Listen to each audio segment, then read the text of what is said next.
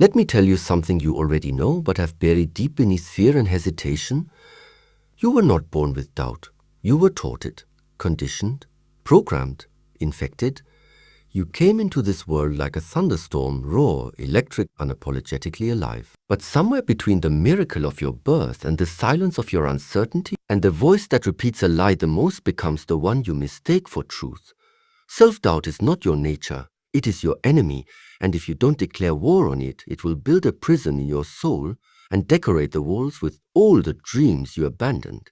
This is not a game. This is your life. And self-doubt is not a small crack in your confidence. It is a wrecking ball aimed at your destiny. You think it's harmless because it whispers, but what it whispers is lethal. What if I fail? Or what if I'm not ready? Or what will they think of me? That whisper turns kings into cowards. It turns visions into regrets. And it turns people with potential into ghosts who haunt the edges of their own lives. But let me be clear, no one who ever built anything lasting, anything legendary, ever waited to be sure of themselves. They just decided to move despite the doubt. Thomas Edison didn't know if the light bulb would work. He just refused to stop trying. Abraham Lincoln wasn't sure the nation would survive the war, but he stepped into history with trembling hands and an iron will. Walt Disney was laughed out of rooms, bankrupt, broken. But he had one thing self-doubt can never defeat: vision. You don't overcome self-doubt by thinking your way around it. You overcome it by walking straight through it. You act not because you don't feel fear, but because you refuse to bow to it. And that refusal, that moment of choosing courage over comfort, is where greatness is born. You've been lied to. You've been told confidence is a feeling. It's not. It's a decision. Confidence is forged in the fire of doing the thing you're afraid to do. And the more you do it, the less power doubt has. But you have to decide, right now, to stop listening to that voice in your head that tells you you're not qualified, not good enough, not ready. That voice has never built anything. That voice has never climbed a mountain, written a book, launched a business, changed a life. That voice is the echo of other people's failures being projected onto you. Reject it. You don't need more approval, you need more belief, because belief is a muscle and it only grows when you use it. Start before you're ready. Speak before you're certain. Act before the fear goes away. That's how you take your power back. That's how you kill self-doubt. You starve it by taking bold, imperfect, relentless action. And yes, you'll stumble, you'll fall, you'll embarrass yourself. Good. That means you're in the arena. That means you're alive. The dead don't doubt. They don't dream either. But you still have a fire left to burn. You still have breath in your lungs and purpose in your spine. And that means you have a duty to rise. To rise even if your hands shake. To rise even if your voice cracks. To rise even if no one believes in you yet. Because when you believe in yourself, when you refuse to be ruled by hesitation, you become dangerous to every excuse you ever made. And that's exactly what the world fears the most, a soul on fire. A man or woman who looks fear in the face and moves anyway. Because when you cross the threshold from hesitation to action, you awaken something ancient inside you. Something divine, something no one can take from you. That's what Napoleon Hill meant when he said, whatever the mind can conceive and believe, it can achieve. But you miss the power in the middle, conceive and believe. It's not the dreaming that gives you power. It's the believing in that dream with conviction. The kind of belief that doesn't ask for permission. The kind of belief that shows up early, stays late, and refuses to leave empty-handed. Self-doubt waits for evidence. Conviction creates it. Doubt waits for signs. Belief becomes the sign. And belief, true belief, doesn't mean you feel fearless. It means you've decided something matters more than your fear. Your vision matters more. Your future matters more. Your freedom matters more. You want confidence? Earn it. Not with talk, not with plans, not with quotes on your wall, but with action, raw, unfiltered, uncomfortable action. Get up, put your feet on the ground and move, because the moment you move, you change your state, and the moment you change your state, you disrupt the pattern. And the moment you disrupt the pattern, you break the chain that doubt has wrapped around your life. Let me ask you something. How many ideas have you buried because you weren't ready? How many chances have you passed up waiting for a sign? How many people are walking around right now, living the life you could have had because you listened to that voice telling you to wait? You weren't born to wait. You were born to build.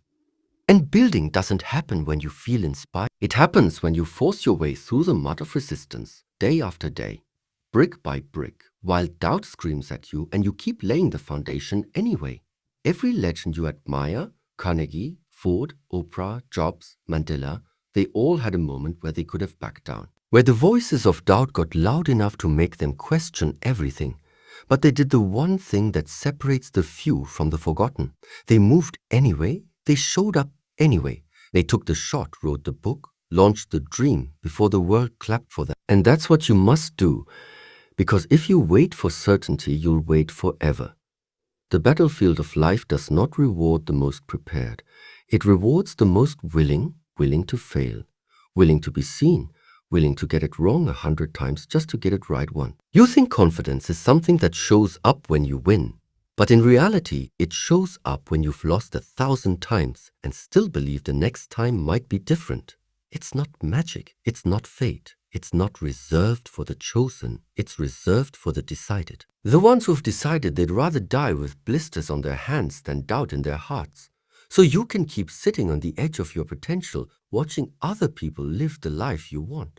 Or you can rise, right now, right here, and do what you were born to do. Move in the face of self-doubt and become unstoppable.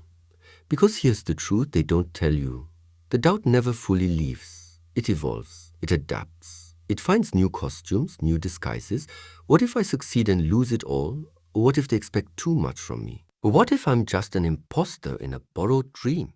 Let me tell you right now, even kings have questioned their crowns. Even titans have had nights where they wept in silence. Because growth is violent. It tears through who you used to be. It demands the death of the version of you that settled. And that's why most people stop.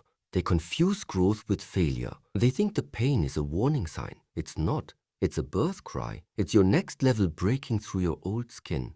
You are not weak because you doubt. You are weak only when you allow that doubt to decide for you. You must train your mind to recognize the voice of doubt and answer it with dominance. When it whispers, "Who are you to do this?" you shout back, "I am the one who refuses to stay small."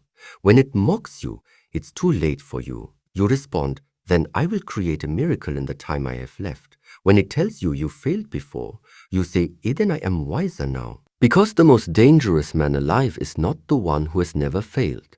It's the one who has failed over and over, but still rises with fire in his eyes. You want to kill self-doubt forever? Then make this your creed. I will not live one more day governed by hesitation. Because hesitation is the thief of destiny. It takes your dreams not with violence, but with slow decay. It convinces you that tomorrow is when you'll start. But tomorrow is a lie dressed as mercy. There is no perfect time. There is only now. And if you can command yourself in the now, in the face of pressure, fear, and fog, you become a weapon. Not of destruction, but of creation. That's what the greats understood. That's what Napoleon Hill preached with relentless fire. The starting point of all achievement is desire, not safety. Not certainty, not clarity. Desire, burning, unshakable, absolute. When your desire becomes bigger than your doubt, you become inevitable. That's the version of you the world is waiting for. Not the one who talks a good game, but the one who bleeds for their dream. The one who shows up at 5 a.m. when no one is watching. The one who learns, adapts, rebuilds. The one who walks alone until their walk turns into a roar that shakes the world. You don't need permission. You don't need a guarantee. You don't need every piece of the puzzle. You need to move now. Even if your voice trembles, even if your legs shake, even if your heart pounds like a war drum inside your chest, because that moment when everything in you wants to hide and you stand up anyway, that's when self-doubt loses. That's when the chains break. That's when you are born again. Because this is where the war is truly won, not out there in the world, but in here, within the battlefield of your own mind. No one sees it, but it's the most important fight you'll ever engage in. The fight to believe in yourself when there is no applause. The fight to keep building when no one understands your vision. The fight to rise again, not with a crowd cheering you on, but with nothing but your own breath and your own fire. Do you think Henry Ford didn't doubt himself when every banker in America called him a fool? When they told him the world didn't need an automobile for the masses? He stared into the void of criticism and moved anyway. Do you think Harriet Tubman didn't feel fear with every step she took back into slave territory to rescue others? She felt it, yes, but she overrode it with something more powerful than fear, conviction. You don't silence self-doubt by becoming superhuman. You silence it by becoming so loyal to your purpose that fear simply has no place to stay. Because when you know who you are, when you've made the decision to rise, no matter the pain, no matter the resistance, you become untouchable. People will call you reckless. Let them. People will say you're unrealistic. Let them. They're projecting their own self-doubt onto you, their fears, their limitations, their history, not yours. You are not obligated to live small because others fear being big. You are not required to shrink yourself so others feel comfortable. You are not here to blend in. You are here to break patterns, to rewrite scripts, to become the first in your bloodline to do the impossible. But you'll never taste that victory until you force yourself through the fog of doubt again and again and again. Because there comes a day, if you do this long enough, where doubt stops knocking. Not because it disappears, but because it realizes you don't answer anymore. You've become something else, a force, a move, a living, breathing statement that says, I am not ruled by fear, I am ruled by vision. And when you walk like that, the world shifts around you. Opportunities find you, people follow you. The universe opens doors not because you waited, but because you dared to knock when no one else would. That's what separates the forgotten from the legendary. So when that voice returns, and it will, when it creeps in at night and whispers, we are not enough, you answer with your life. You answer with the work, with the courage, with the discipline to keep showing up no matter how loud the doubt gets. Because that's how empires are built, one act of defiance at a time, one moment of courage in the middle of fear. This is your moment, this is your hour, this is your breakthrough. If you will force yourself to walk through the fire, the pain will shape you. The losses will teach you, the doubt will test you, but you were made to transcend all of it, and the world will not remember the man who hesitated. It will remember the one who moved anyway.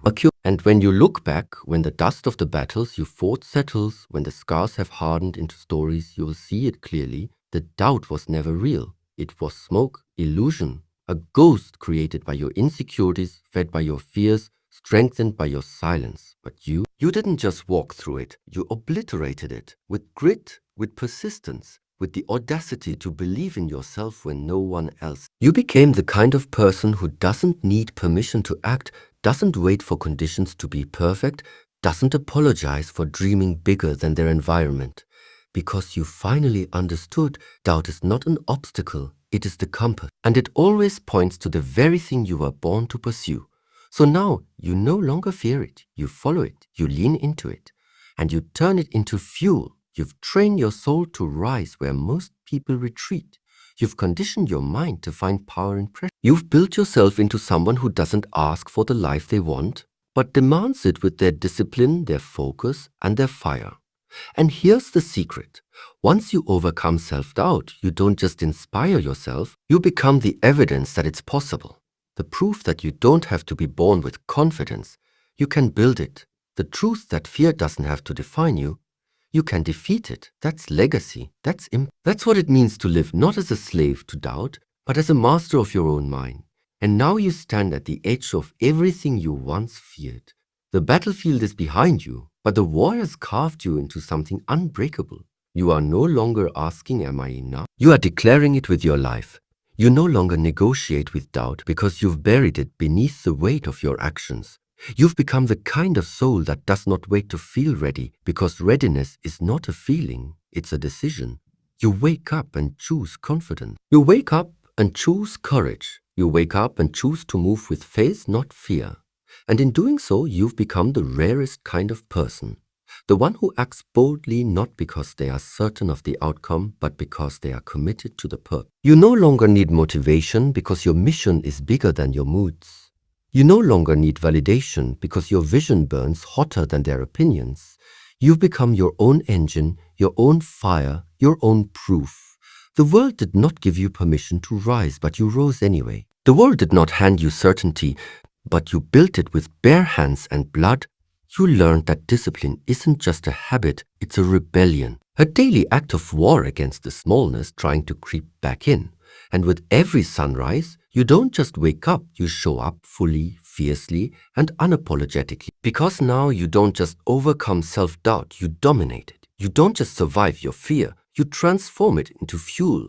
You've become a force of nature, not perfect, not fearless, but free. Free to move, free to speak, free to build, free to believe in yourself forever. Because now you know the truth. Self-doubt only wins if you let it, and you were never born to lose.